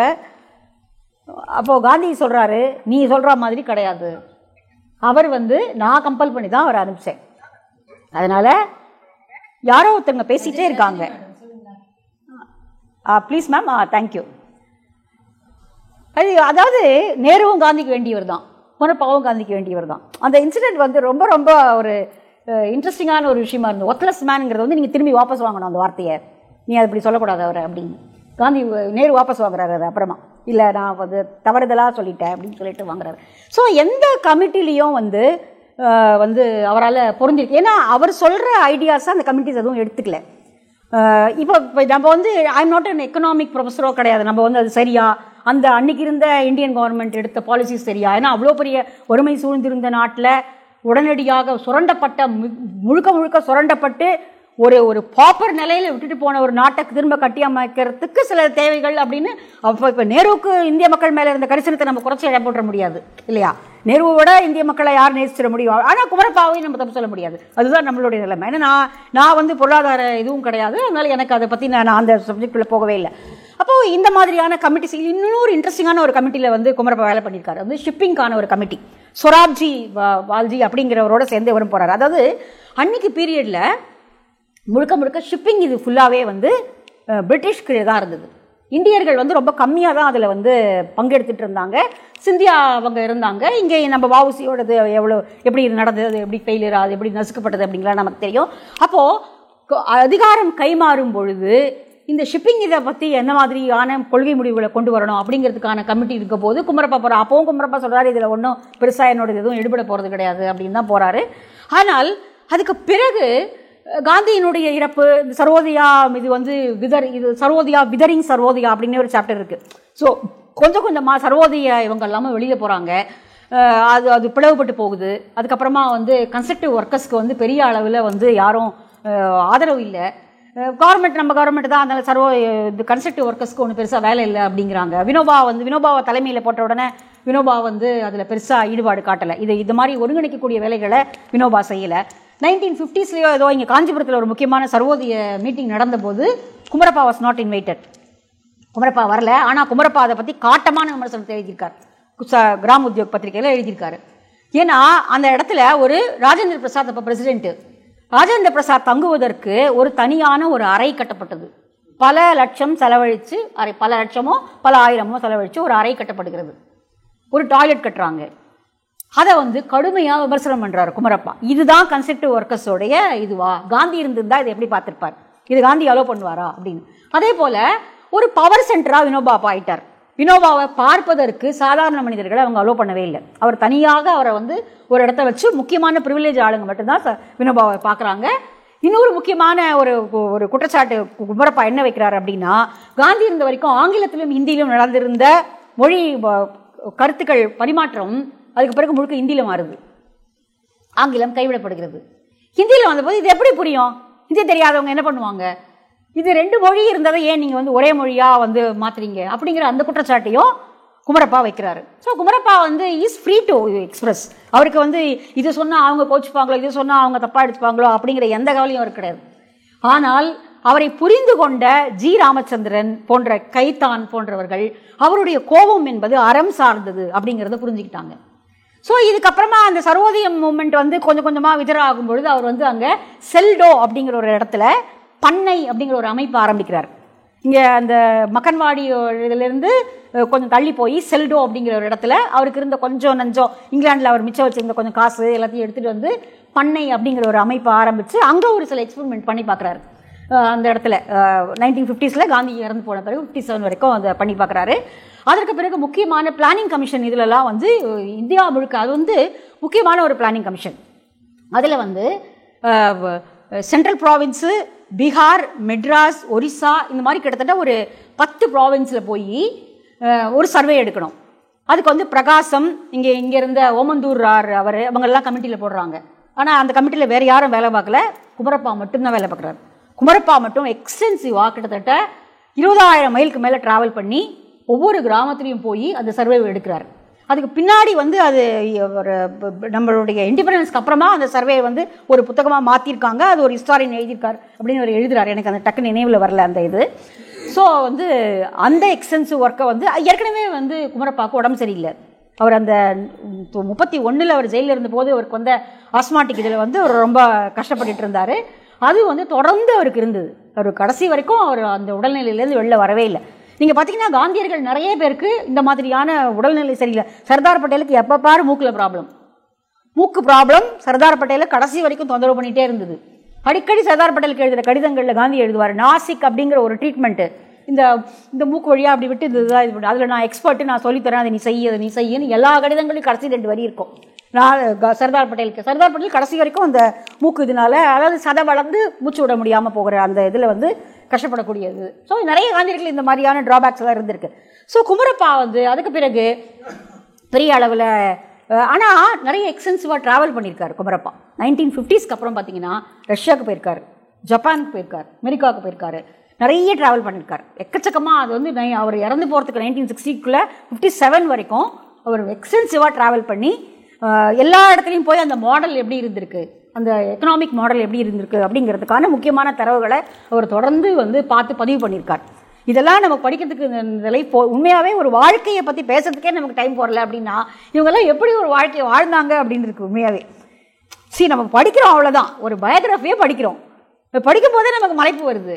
அப்போது இது எப்படி அப்போது இந்த சப்ஜா சீட்ஸ் இருக்குது பாருங்கள், அது நீங்கள் ஊற வச்சிங்கன்னா 1 ஸ்பூன் போட்டு ஊற வைப்பீங்க. அது நீங்கள் காத்தால் பார்த்தீங்கன்னா அப்படியே ஒரு கப்பு நிறையா அப்படியே பொல பொல பொலான்னு இருக்கும், ஜவ்வரிசி மாதிரி அப்படி இருக்கும். இந்த மாதிரி இந்த மனுஷங்களாம் ஒரு நிமிஷத்தை அப்படி ஒரு சப்ஜாசியோட ஊற வச்சா மாதிரி அப்படி ஊற வச்சுருக்காங்க. ஸோ 57 பெரிய 2 அடி விழுது குமரப்பாக்கு. ஒன்று பரதன் குமரப்பா காலமாகிறார். அப்புறம் அவருடைய இன்னொரு முக்கியமான அண்ணன், அந்த அமெரிக்காவில் இருந்தபோது காந்தியை அறிமுகப்படுத்தின அந்த அண்ணனும் காலமாகிறார். இந்த 2 பெரிய ப்ளோவாக வந்து விழுது. அதற்கு பிறகு அவருடைய 60வது பிறந்த நாளை கொண்டாடுறாங்க. அப்போ கூட அவர் கொஞ்சம் நல்லா தான் இருக்கார். அந்த வருஷம் வந்து காந்தியினுடைய நினைவு நாளுக்கு வந்து பேசுவார் அப்படின்னு நினைக்கிறாங்க. ஆனால் அந்த முதல் நாள் வந்து குமரப்பா அப்படியே பெராலிட்டிக் அட்டாக் வந்து விழுந்துடுறாரு. அவ்வளோதான். இதுக்கு நடுவில் ஒரு கொஞ்ச நாளைக்கு வந்து நடுவில் டீ கல்லுப்பட்டியில் போய் திரும்ப ஒரு இது ஆரம்பிக்கிறாரு. வெங்கடாச்சலத்தினுடைய உதவியினோடு அங்கே ஆரம்பிக்கிறாரு. அதுலேயும் அவரால் பெருசாக ஒன்றும் சோபிக்க முடியல. முதலில் அது சுகர் மில் வந்தபோது அதை எதிர்த்து கடுமையான ஆர்டிகல்ஸ் எழுதியிருக்கார். சுகர் மில்ஸ்க்கு பர்மிஷன் கொடுத்த போது பெரிய கடுமையான ஒரு இதை வந்து பதிவு பண்ணியிருக்கார் குமரப்பா. ஸோ முழுக்க முழுக்க அவருக்கு வந்து சொந்த மக்களோடைய போராட்டம் தான் இது. இப்படி அவருடைய வாழ்க்கை முழுக்கவே இப்படி தான் இருந்திருக்கு. ஆனால் ஜி ராமச்சந்திரன் அதை அழகாக சொல்கிறாரு. ஜி ராமச்சந்திரன், சௌந்தர ராமச்சந்திரனுடைய கணவராகிய ஜி ராமச்சந்திரன் அவருடைய 60வது பிறந்த நாளைக்கே நீங்கள் நம்ம சார் அண்ணாமலை சார் கூட அதை சொல்லியிருந்தார். நான் ஒரு பதிவு நம்ம வெட்னஸ்டே ஸ்டடி குரூப்பில் போட்டிருந்தேன். ஒரு ஹேண்ட்மேட் பேப்பரில் பண்ண அவருடைய 60வது ஆண்டு மலரை வந்து கொண்டு வந்தாங்க. எல்லாருடைய கட்டுரைகளும் அது புத்தகமாக எங்கேயும் கிடைக்கல. ஏன்னா அது ஹேண்ட்மேட் பேப்பரில் பண்ணதுனால மேபி அங்கே ஒரு முக்கியமான காப்பியாக அங்கே இருக்கலாம். காந்தி மியூசியத்துலேயும் ஜவஹர்லால் பேப்பர்லேயும் இருக்கலாம். அதில் இருக்கக்கூடிய கட்டுரைகளில் எல்லாருமே இதெல்லாம் சொல்லியிருக்காங்க. குமரப்பாக்கு கோபம் வரும். ஆனால் அந்த கோபம் சுயநலமான கோபம் அல்ல. அவர் வந்து தான் எடுத்துக்கொண்டு அவர் வந்து ஒரு ட்ரூ கிறிஸ்டியன். அவர் அந்த ஒரு ஜீசஸ் வந்து எப்படி ஒரு எளிய மக்களுக்காக தான் உழைச்சாரோ, அதுக்காக தான் அவர் சிலுவையில் அரைஞ்சாரோ, எப்படி அதுதான் அந்த ஜீசஸ் மேலே இருந்த அந்த அன்பு தான் அவரை காந்தியை நோக்கியும் திருப்பியது அப்படின்னு திரும்ப திரும்ப எழுதுகிறாங்க. ஸோ அதுதான் அவருடைய கோபத்துக்காரன். அவரால் வந்து ஒரு பிறழ்வான எதையும் அவரால் சகிச்சிக்கவே முடியாது. பிறழ்வு இருக்கக்கூடிய எதையும் குமரப்பாவால் சகிச்சிக்க முடியாது. அவருடைய கை சுத்தம், அவருடைய வாயும் சுத்தம். அதனால் அவரால் வந்து எந்த ஒரு இதையும் பவரை நோக்கி போகிறவங்க, இந்த மாதிரி காந்தி பேரை சொல்லிட்டு ஏமாத்துறவங்க அவரால் சகிச்சிக்கவே முடியல. அதனால் அவருக்கு யாரோடையும் ஃப்ரெண்ட்லினஸ் இல்லை. அது விநாயக் தான் கூடவே திரும்ப கடைசி வரைக்கும் கூட இருந்திருக்கிறாரு. ஹாஸ்பிட்டலில் அந்த இன்சிடெண்ட்டை விநாயக் எழுதியிருக்கார், பதிவு பண்ணியிருக்கார். ஹாஸ்பிட்டலில் கொண்டு போய் வச்சா அவருடைய உடம்பு தான் வந்து இந்த மாதிரி நோய்வாய்ப்படுது. ஆனால் மனசு இன்னும் கொதிச்சிக்கிட்டு இருக்கு. அப்படியே ஒரு பவுன்சிங் பால் மாதிரி அவருக்கு இன்னும் பண்ணணும்ன்ட்டு ஹாஸ்பிட்டலில் வச்சுட்டு வந்து அப்புறம் கவர்மெண்ட் ஹாஸ்பிட்டல் தான் இங்கே இருந்த நம்ம சென்ட்ரலில் இருக்கிற கவர்மெண்ட் ஹாஸ்பிட்டல் தான் அவர் கடைசியில் ட்ரீட்மெண்ட் எடுத்திருக்காரு. யாருக்கும் தெரியாமல் டபக்குன்னு ஓடி போயிட்டு வரோம், வெளியில் சொல்லாமல் ஓடி போயிட்டு வரோம். அப்புறம் விநாயக் போய் தேடி போய் ரிக்ஷாவில் அங்கே ஒரு ரிக்ஷா மேனை ஒரு ஃப்ரெண்டு பிடிச்சி வச்சுருந்தாராம். நான் வருவேன், என்னை கூட்டிகிட்டு போயிட்டு வெளியில் அப்படின்ட்டு அவர் கூட்டிகிட்டு போவாராம்.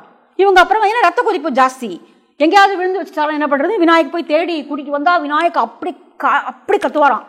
குமரப்பா வந்து அப்படி திட்டுவாராம் விநாயக்க, என்னென்ன நீ வந்து சிறைப்படிக்கலான்னு பார்க்குறியா, என்னை வந்து என்னை கட்டுப்படுத்துறியா, நீ யார் என்னை கட்டுப்படுத்துறதுக்கு அப்படின்னு இதில் விநாயக் எழுதியிருக்காரு.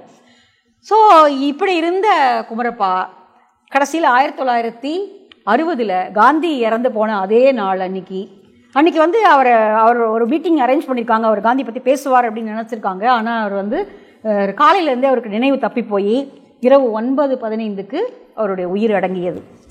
இவ்வளவு நாள், அதாவது காந்தியை பார்ப்பதற்கு முன்னாடி ஒரு குமரப்பா, காந்தியை பார்த்த பிறகு ஒரு குமரப்பா, அந்த நாள்லேருந்து ஆரம்பித்த குமரப்பாவுடைய பயணம் அந்த 1960 அந்த ஒரு இரவு 9:15 அடங்குது. ஆனாலும் குமரப்பாவை நினைக்கும் பொழுது நம்மளால் ஒரு நிகழ்வில்லாமல் நினைக்க முடியல. ஏன்னா அவர் யாருக்காக போராடினார்? முழுக்க இந்திய கிராமங்களை பற்றி யோசித்த முக்கியமான மனிதர் அவர்தான். அவர் திரும்ப திரும்ப இந்திய கிராமங்கள் தான் இந்தியாவினுடைய முதுகெலும்பு, அதை நீங்கள் நெக்லெக்ட் பண்ணிட்டீங்கன்னா நீங்கள் ஆதார சுதியே குலைக்கிறீங்க அப்படிங்கிறத திரும்ப திரும்ப சொன்னார். இன்றைக்கும் அது உண்மைதானே. இன்னைக்கும் நெக்லெக்ட் பண்ணப்பட்டவை இந்திய கிராமங்கள் தான். இன்றைக்கி இந்திய கிராமங்களில் வேலை வாய்ப்பு, அன்றைக்கி அதிகமாக அவர் பேசுனது இந்திய கிராமங்களில் வேலை வாய்ப்புகளை உருவாக்கணும் அப்படிங்கிறது தான். நீங்கள் கிராமங்கள்லேருந்து நகரங்களை உருவாக்குறது ஒன்றும் பெரிய விஷயமே கிடையாது. ஆனால் நீங்கள் கிராமங்கள்லேருந்து எவ்வளோ பேரை நீங்கள் வந்து வெளியில் எடுப்பீங்க? 70,000 கிராமங்கள். அப்போவே காந்தி திரும்ப 7 லட்சம் கிராமம் 70,000 சொல்லிகிட்டே இருப்பார். இன்றைக்கும் அதே கிராமத்தில் தான் மக்கள் இருக்காங்க. இன்றைக்கி கிராமத்திலிருந்து இப்படி கூட்டமாக மக்கள் வேறு மாநிலங்களுக்கு புலம்பெயர்கிறார்கள் என்றால் அப்போ அந்த கிராமம் ஃபெயிலியர் தானே அர்த்தம். அந்த ஃபெயிலியரை தான் திரும்ப குமரப்பா பேசினார். ஆனால் அவருடைய கனவு அப்படி ஒரு கனவாகவே நின்று போச்சு. ஆனால் அது தோல்வியுற்ற கனவா அப்படின்னா நான் இல்லைன்னு தான் சொல்லுவேன். இப்படி ஒரு கனவு காண்றதுக்கே ஒரு மனுஷனுக்கு வந்து மாபெரும் இதயம் வேணும். மக்களை நேசிக்கக்கூடிய, சுயநலம் இல்லாத, எல்லாவற்றையும் அவர்களுக்காக கொடுக்கக்கூடிய, தன்னுடைய உழைப்பையும் உடம்பையும் ரத்தத்தையும் எலும்பையும் கொடுக்கக்கூடிய ஒரு அபாரமான ஒரு மன உறுதியும் ஒரு தியாக மனப்பான்மையும் வேணும். அது குமரப்பாக்கு இருந்தது. அந்த வகையில் நம்ம குமரப்பாங்கிற தமிழ்நாட்டில் அவர் பிறந்தார் அப்படிங்கிறது வந்து நமக்கெல்லாம் ரொம்ப பெரிய பெருமை. எனக்கு ரொம்ப நாளாக நான் திரும்ப திரும்ப எழுதிட்டு இருக்கேன், பேசிட்டு தான் இருக்கேன். ஏதாவது ஒரு கிராமங்களுக்காக உழைக்கக்கூடிய மக்களுக்கு குமரப்பாவினுடைய பெயரில் ஒரு விருதை வந்து இன்ஸ்டியூட் பண்ணணும் அப்படிங்கிறது வந்து ரொம்ப நாள் ஆசை. நிச்சயமாக நடக்கும். நம்ம காந்தி கனவு கண்டார், நம்மளும் கனவு காணலாம் இல்லையா? அது மாதிரி வந்து நிச்சயமாக அது நடக்கும், என்னைக்காவது ஒரு நாள் நடக்கும். ஆனால் நான் சொன்னது வந்து இந்த புத்தகத்திலேருந்து ரொம்ப கம்மி தான் நான் சொல்லியிருக்கேன். இருந்ததில் என்னோடய நினைவு இருந்ததில் நான் சொல்லியிருக்கேன். இன்னும் சொல்லாமல் விட்டது ரொம்ப அதிகம். அபாரமான உழைப்பு இந்த புத்தகம். இந்த புத்தகத்தை எழுதுவதற்காக அவர்கள் குமரப்பா மேலே எடுத்துக்கிட்ட கரிசனம் இருக்கு இல்லையா, அது ரொம்ப முக்கியம். ரொம்ப அந்த கரிசனம் இல்லைன்னா நீங்கள் ஒரு ஆளுமையை பற்றி இப்படி ஒரு புத்தகம் எழுத முடியாது. நீங்கள் யோசிச்சு பாருங்களேன், கிடைக்கவே இல்லை, நிறைய தகவல்கள் கிடைக்கல. ஆனால் எங்கெங்கெல்லாமோ தேடி இருக்காங்க, எங்கெல்லாமோ தேடி அவருடைய சொந்த குடும்பத்தை பற்றியும் அவருடைய பத்திரிகைகள் செய்திகளை பற்றியும் அவருடைய எழுத்து பற்றியும் தேடி தேடி பல ஆண்டுகள் தொகுத்திருக்காங்க. அந்த வகையில் இந்த 2 ஆத்தருக்கும் நம்ம வந்து ஒரு பெரிய வணக்கத்தை சொல்லிக்கணும். ரொம்ப ரொம்ப ஒரு முக்கியமான அருமையான புத்தகம். நல்ல வாய்ப்புக்கு நன்றி. பெரிய மேடைகளில் போய் நின்னா கூட எனக்கு ஒரு நடுக்கம் வந்துடுது. ஏன்னா அந்த கூட்டமோ எனக்கு சரியாக வர்றதில்லை. ஆனால் இந்த ஒரு சின்ன அறைக்குள்ளே, குமரப்பா வாழ்ந்த மாதிரியான ஒரு சின்ன அறைக்குள்ளே இவரை பக்கத்தில் வச்சுக்கிட்டு நம்மளுடைய இந்த சின்ன கூட்டத்துக்கு நடுவில் பேசுகிறது அப்படிங்கிறதும், இந்த மாதிரியான தலைப்புகள் வந்து ரொம்ப மனசுக்கு நெருக்கமானதாகவும், ஏன்னா நம்ம அதுக்கு உண்மையாக இருக்கோம் இல்லையா, அதனால் அது அப்படி இருக்குது. நான் இந்த புத்தகத்தை வந்து முழுசாக சொல்லிட்டேன் அப்படின்னு நான் நம்பலை. ஏதோ ஒரு தொட்டு காட்டியிருக்கேன், அவ்வளோதான். ஏன்னா அந்த சாப்டர்ஸோடைய அந்த க்ளீன்ஸை மட்டும் கொடுத்துருக்கேன், அவ்வளோதான். மற்றபடி உள்ளக்குள்ளே நிறைய போகலை. ஏன்னா இவங்க வந்து ரொம்ப எக்ஸ்டென்சிவாக ஒர்க் பண்ணி இந்த புத்தகத்தை எழுதியிருக்காங்க.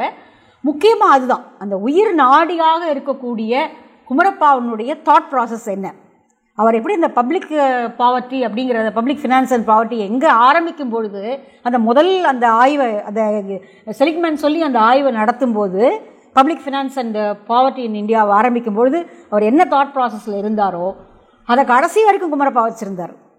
எப்படி வந்து இந்த கிராமங்கள், அதாவது ஒரு பவரை ஒரு அரசியல் அமைப்புக்குள்ளே வந்துட்டு அதை உடனே எப்படி அதிகாரமாக மாற்றிக்கொள்வது, அதை தனக்கானதாக எப்படி மாற்றிக்கொள்வது அப்படிங்கிறது வந்து அது ஒரு கலைன்னு எல்லாரும் நினைக்கிறாங்க. அது ஒரு கலை இல்லை, அது தானாக அப்படி நடக்கும். நீங்கள் போவீங்க அதிகாரத்துக்குள்ளே போவீங்க, சொத்து சேர்ப்பீங்க, அது அப்படி போகும். ஆனால் அது எதுவுமே இல்லாமல் மக்களுக்காக உழைக்கிறது அப்படிங்கிறது தான் ரொம்ப ரொம்ப கஷ்டமான விஷயம். அதுதான் காந்தி திரும்ப திரும்ப சொன்னார். காந்தி திரும்ப திரும்ப தங்க கூட வந்த யாரையுமே நிர்மாண திட்டப்பணிகளுக்கு போங்கன்னு தான் சொன்னார். அவருக்கு வந்து அரசியல் மேலே காந்தியை வந்து நான் திரும்ப திரும்ப நிறைய மீட்டிங்கில் நான் இப்போ சொல்ல ஆரம்பிச்சிருக்கேன். காந்தி வந்து ஒரு அரசியல்வாதியெல்லாம் கிடையாது. நம்ம வந்து ஒரு பொலிட்டிக்கல் ஃப்ரீடம் ஃபைட்டராக அவரை பார்க்குறோம். உண்மையாகவே ஒரு இந்தியன் எமான்சிபேட்டர் அப்படின்னா அது காந்தி தான். Emancipation of women, emancipation of Indian, emancipation of self அப்படிங்கிறது வந்து காந்தியினுடைய மைய கருத்து. அதை வந்து அப்போ நீங்கள் வந்து ஒரு செல்ஃப் ரெஸ்பெக்டபிள் ஆளாக, நீங்கள் ஒரு சுயசார்புடையவராக இருந்தால் மட்டும்தான் அதை செய்ய முடியும். அப்போ நீங்கள் தேவைகளை குறைச்சிக்கணும் அப்படிங்கிற எல்லா செய்தியும் குமரப்பாவுடைய வாழ்க்கையில் இருக்குது. குமரப்பா பற்றி இன்னும் நிறைய பேசலாம். ஆனால் கிடைச்ச இந்த நேரத்துக்குள்ளே ஏதோ ஓரளவுக்கு நான் அதை சொல்லியிருப்பேன் அப்படின்னு நினைக்கிறேன். இன்னும் அடுத்து வரக்கூடிய வாய்ப்புகளை நம்ம இன்னும் குமரப்பாவுடைய தனித்தனி அமைப்புகளை பற்றியும் அவருடைய எழுத்துக்களை பற்றியும் நம்ம பார்ப்பதற்கான வாய்ப்புகள் கிடைக்கும்னு நம்புகிறேன். நன்றி, வணக்கம்.